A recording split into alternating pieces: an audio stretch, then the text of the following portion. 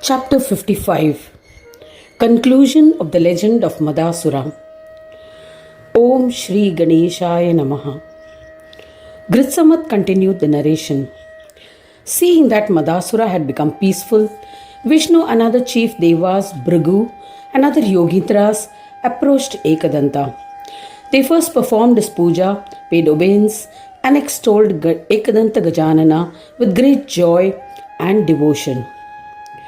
To the one who is always identical with the Atma, to the primordial seed of all beings, to the one who can be easily realized by knowledge in Soham, one who does not need to be meditated upon, hence he can be realized easily.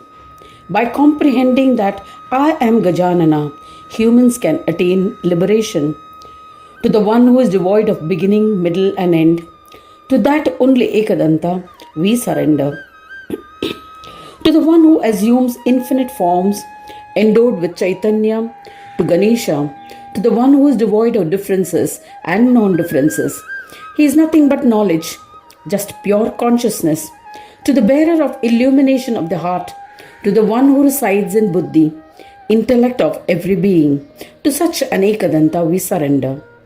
To the one who exists in the heart of as the illuminator, who exists in a yogi who is in a state of samadhi, to the one who can be realized in a state of nirvikalpa, to that Ekadanta we surrender.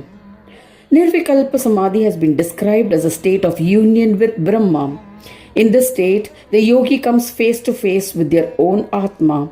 It is a culmination of all spiritual practices and the realization of the ultimate spiritual goal. As a result of his reflection, Maya, who exists in various forms, becomes effulgent and becomes Prakriti.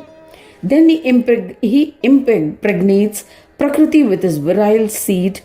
To such an Ekadanta I bow to you.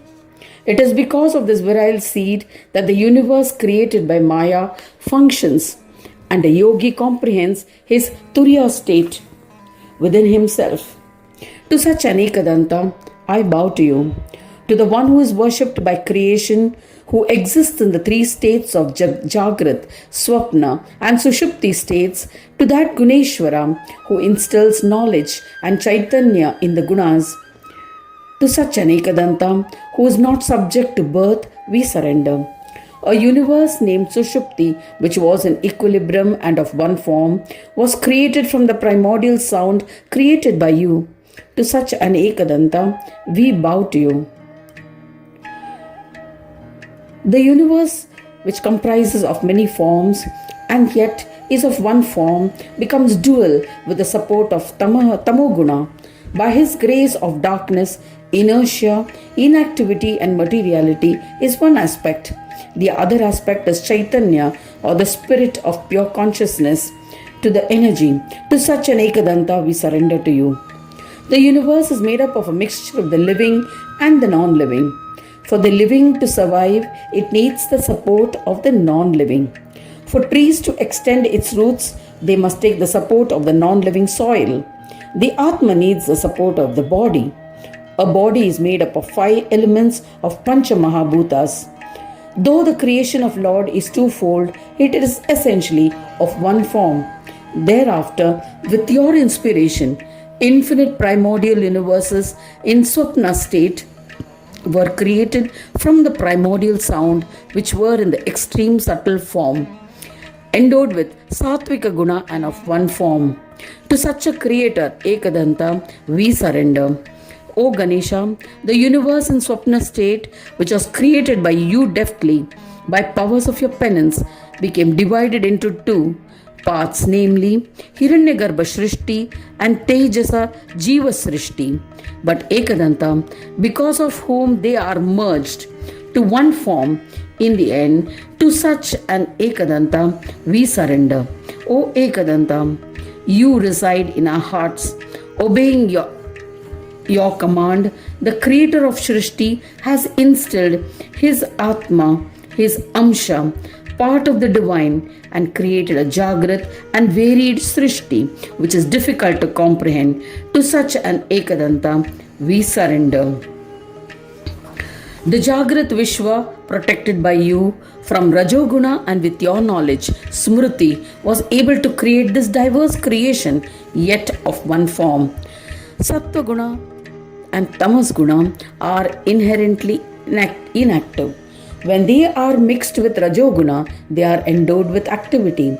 After Vishwa is created in accordance with the inherent nature of Prakriti, you reside in it, and from within it you become effulgent. This means that you instill enlightenment to the buddhi of the Vishwa from within. To such an Ekadanta we surrender. Obeying your command, all planets and innumerable constellations illuminate the skies and are eagerly engaged in their work of orbiting. To that Ekadanta we surrender. Obeying your command, Brahma creates the world. Obeying your command, Vishnu preserves it. And obeying your command, Shiva annihilates it. To that Ekadanta we surrender. Obeying your command, earth remains established in water and rivers flow. To the one who has created oceans on the banks of the Kshetras, to such an Ekadanta we surrender. Obeying your command, Devas live in Swarga and grant fruition for deeds done. Obeying your command, mountains have become immovable. To such an Ekadanta we surrender. Obeying your command, Seshanag bears the earth. Obeying your command, Kamadeva created infatuations. Obeying your command, Surya controls the cycle of time and seasons. To such an Ekadanta we surrender. Obeying your command, Vayu flows. Obeying your command, Agni resides in the belly. Obeying your command, animate and inanimate Vishwa functions. To such an Ekadanta we surrender. Obeying your command, Antariksha, the intermediate space between heaven and earth, has stabilized. All that exists is because of your command. To the one with innumerable forms, to the one who resides in hearts and imparts enlightenment, to such an Ekadanta we surrender. Yogis endowed with knowledge attain you through the power of yoga. No one is capable of extolling you. So please grant best siddhis, even if just offer pranams. To such an Ekadanta we surrender. Gritsamada continued the narration. After singing such praise, Devas and Munis maintained silence and danced in ecstasy. Ekadanta, the beloved of devotees, was pleased and said to them, O Rishis and Devas, I am extremely pleased with your praise. Ask for whatever you desire as a boon, and I shall fulfill it. The stotra composed by you will earn my love. It will be the bestower of all siddhis, there is no doubt about it. It will bestow wife, sons, grandsons, wealth, food grains, and whatever is desired. It will bestow elephants, horses, and a kingdom where the devotees will enjoy materialistic enjoyments, liberation, and yogic peace. The one who reads this stotra will be protected from black magic, imprisonment. One who reads the stotra 21 times for 21 days will be blessed with desire fulfillment in the three worlds. Such a devotee will be blessed with what he considers unachievable and will be victorious in all his endeavors. One who reads it daily will become the form of the divine. Darshana of such a devotee can purify even the gods. Hearing these words of Ekadanta, all devas and rishis were filled with joy. With palms joined in reverence and full of devotion, they requested Gajanana, O Ganesha, O Ekadanta, we are blessed by your darshan and blessings, there is no doubt about it. Grant us steadfast devotion to you in our hearts. Let us be free of Maya and attain accomplishments, O Gajanana. Please grant us one more boon. O Lord of Devas, whenever we are faced with calamities, please protect us. Granting these boons, Gajanana said, Tatastu, so be it. And Ekadanta disappeared and returned to Swanandaloka.